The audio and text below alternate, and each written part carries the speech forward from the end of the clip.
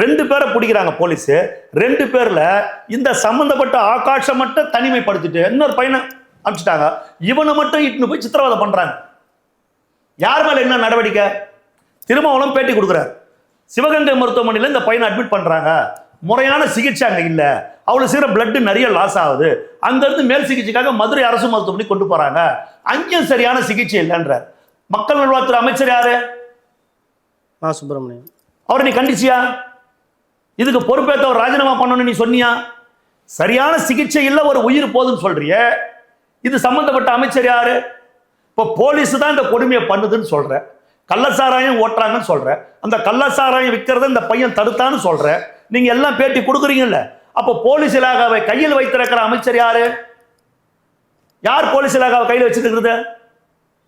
தமிழ்நாடு முதலமைச்சர். ஏன்னா இவங்க ஹோம் மினிஸ்டர் யாருக்கும் தனியாக கொடுக்கல. காங்கிரஸ் பீரியட்ல கொடுத்ததோடு சரி, கக்கன ஹோம் மினிஸ்டர் காமராஜர் வச்சு அழகு பார்த்தார். இவங்க போலீஸ் இலாகாவை அவங்க கையிலே வச்சுருக்கிறாங்க. அப்போ போலீஸே இந்த அக்கிரமத்தை செய்தான் என்பது உண்மையானால் இந்த துறைக்கு பொறுப்பேற்று இருக்கிற முதலமைச்சர் ராஜினாமா செய்யணுமா இல்லையா? இதைத்தானே திருமாவளவன் கேட்கணும். நான் மத்திய அரசை கண்டிக்கிறேன்.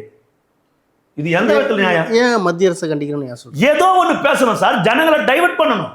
இவ்வளவு விஷயத்தையும் சொல்லிட்டு அதை சொல்ற, இது எப்படி? நீ எனக்கு ஒண்ணுமே புரியல. நான் ட்ரம்பை கண்டித்திருக்கிறேன், நான் வடகொரியா இந்த மாதிரி அணுகுண்டு அவனை கண்டிக்கிறேன்னு, இது என்ன பிரச்சனை? இது தமிழ்நாட்டு அரசியலை பார், தமிழ்நாட்டை பற்றி மட்டும் பேசு.